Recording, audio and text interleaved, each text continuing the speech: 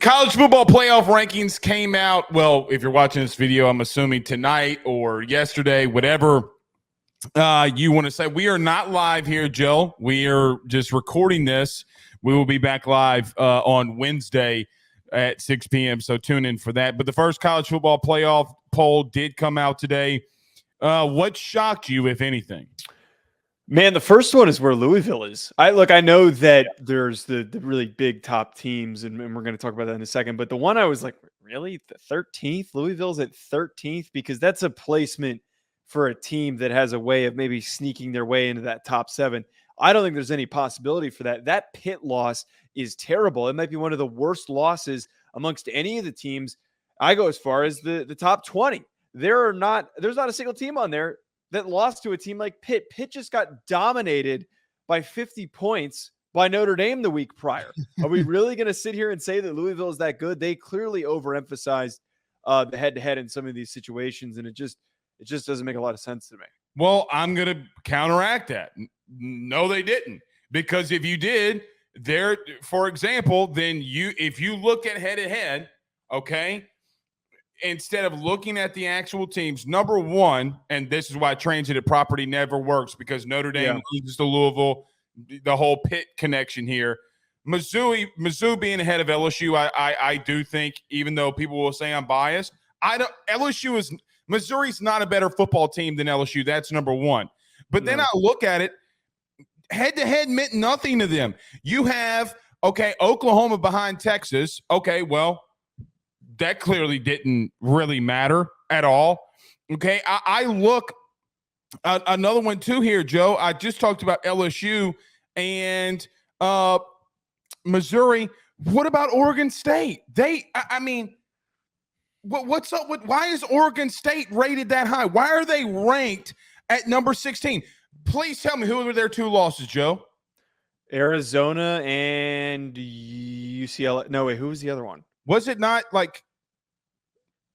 I don't know. Okay, Like, well, I don't agree. Oregon State has no business being in the top 20. They should be from 20 to 25. Another one, Utah. Utah is not a top 20. Washington State was the other. Okay, so they have no business being in the top 20. Neither does Utah.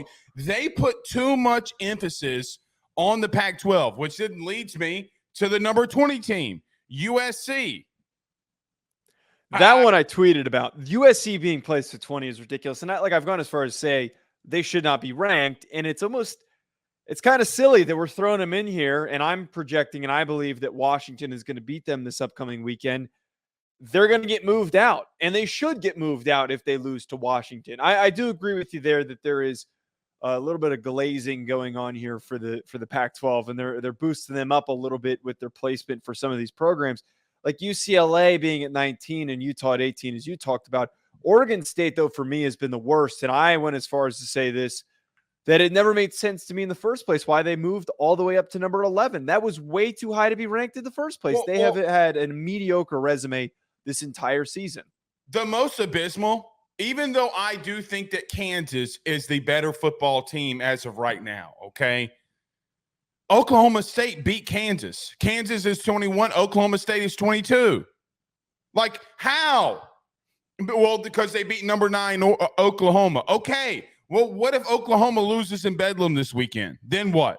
Right. Then what do we do? Yeah, it's a great point. So you have LSU and Mizzou. You have Oregon State that lost to Washington State. They have no reason being in the top 16. Oklahoma, if you're going to do head-to-head, should be in front of Texas, which they're not, which I do think that they got that one right. I'm not sitting here saying that they didn't. But, I mean, how can you put Mizzou over LSU, and how can you put Oklahoma State behind Kansas when they beat them a couple weeks ago? It makes no sense. So yeah, you bring up a good point there, and I misspoke when I said that they clearly overvalued the head-to-head. It's the complete opposite of that. I will say I'm not the biggest fan of bringing up head-to-head unless two teams have similar records. I think that if there is negatives on a team's resume, I think it's fine. I think that Oklahoma State and Kansas situationally, it's a little different because Oklahoma State lost to South Alabama. So their placement, I'm not too upset with. I'm just glad that they're ranked because other polls have not ranked Oklahoma State. They deserve to be in there with the way that they've played and improved over the past couple of weeks.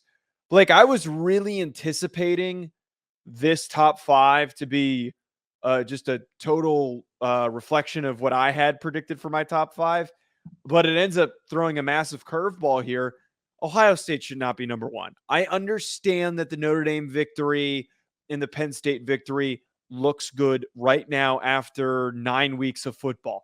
But when we've watched all of these teams play, they are not more impressive than Georgia and Michigan. They're just not. They've got 2 great wins, but their weaknesses have shown up on a week-to-week basis. We can move them up after they get their signature win and they beat Michigan. But to place them ahead of Georgia after the way that Georgia's played the past few weeks is quite ridiculous for me. I'm not going to – so I do not – and I said this on our show when we did our top 10 rankings. I don't mind that they're ahead of Michigan whatsoever because I do think a part of all of this, there needs – look, they went on the road and beat Notre Dame. They played a good Penn State team. Okay, people don't think Penn State's a pretty good football team. They'll be at worst 9-3 on the football year, if not 10-2 again. They're still a good football team. The problem I do have is what you mentioned. I don't see how you can put them ahead of Georgia. There's nothing that Georgia, Joe, I guess I just don't understand. Like, what's the logic? Like, is it just the strength of schedule? It has to be. It has to be. Then the eye test means nothing. The head-to-head means nothing. They rotate people in this committee, okay, in and out of here like they change underwear, man. I don't get it. Georgia is clearly the most dominant football team the last 2 weeks, okay? Anybody with a pulse can see that. Any non-casual can see that. They beat Kentucky. They go last week and beat down Florida. Who's Ohio State absolutely just ran out of the building? That's worth a damn. No one. They haven't done that to anybody. Again, those wins look good, and I'm not trying to discredit those wins. And Ohio State belongs in that top 4. I had them ranked as I think they're in the top my 4th team. They're just not the number 1 team in the country. No, absolutely not. I don't see enough pure dominance from this team to think that they – look, it all comes down to how we think that these teams would match up also when they played one another. And that's what we describe as the eye test. And they clearly did not take that into account. If Ohio State plays plays Georgia today, they do not win. Georgia comes out with that victory. They have been understandably playing a weaker slate of games, but they have dominated, eviscerated the teams that they have faced over the past couple of weeks and for most of the season, except for a bad game against Auburn. It just doesn't make any sense to me. The logic continuously changes on a week-to-week basis with this committee. I will give them their flowers on one thing, though. Look, having Ole Miss at number 10, I think is pretty valid. I think that they deserve to be there. But the only reason they're putting them there is because they're a one-loss team, right? Like they don't. Yeah, that's their reasoning. Even though I do like it, I'd like Ole Miss at number 10. I don't mind that at all. That's another good one. Anything else stand out to you, Joe? If I were to pinpoint anything that I think that they deserve credit for, actually, I don't know if there's anything I really love about this. Well, okay, here, wait. I'll go.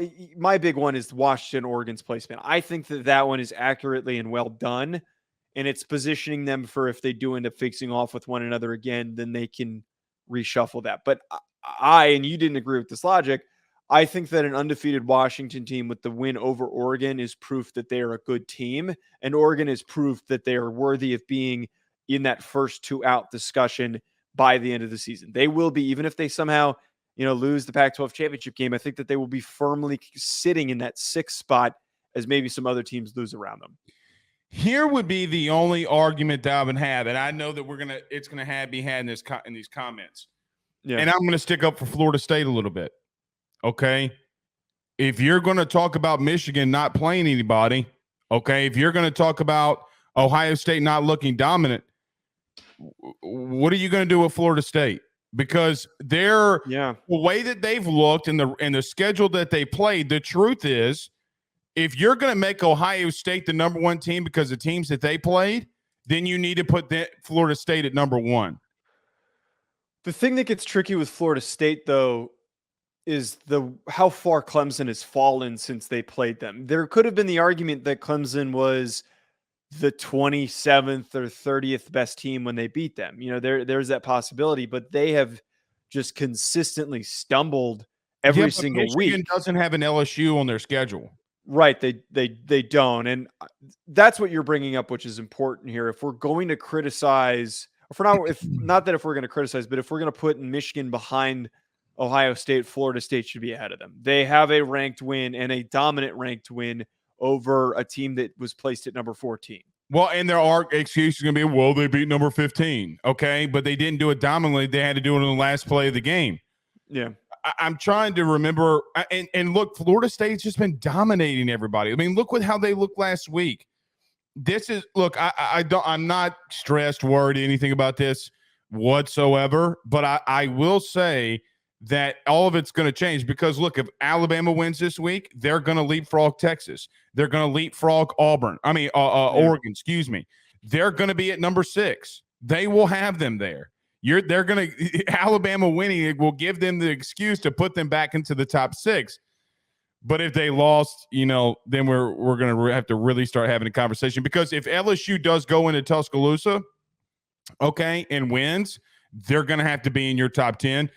And then what do you do? And then what do you do with Mizzou? Because I got to be real with you on one quick thing. Even though I don't think Missouri is going to win, but if they do, because we got to talk about all possibilities here. Joe, you got to put them above Oregon. Oh, I don't disagree with that because that's a massive, ridiculous accomplishment if they beat Georgia. That's a huge, huge accomplishment. I would even go as far as to say Missouri's only loss being against another ranked team, and if they pull out a win over Georgia, did you put them above Washington? I mean, I'd put them at like 3, maybe. I might even put them ahead of Michigan if they pulled that win out. Like that's a huge win. I don't think it's going to happen. We talked about how we think the game's going to be a blowout, but I want to just touch on before we do end up moving away from this. LSU, if they do win against Alabama, I don't like the awkward barrier that's been now created with Missouri and Louisville, because Louisville is going to probably win out the rest of their schedule. Missouri, if they lose, will slide back. I just don't know. I don't know how they're going to properly move LSU up. Does LSU leapfrog Alabama by the logic of this release? Probably not, which is stupid. I just think that there's going to be so much complication next week rather than this week. By the way that this was created, it creates complication. Very much so. Okay. Well, we'll talk about this more tomorrow or on Wednesday whenever you're viewing the show. Got a lot of these reactions, so we'll see how that goes. Make sure you check out BetOnline for all of your sports betting needs. For anything that I do betting related, I go on over to betonline.ag and I use promo code BELIEVE50. BetOnline has all of the latest updated odds for the NFL and college football seasons. Anything you need, whether it's futures, live in-game betting, no matter what, your football betting needs are met at BetOnline. And again, make sure you use that promo code BELIEVE50, BLEAV50 to get a 50% welcome bonus on your first deposit. BetOnline, where the game starts.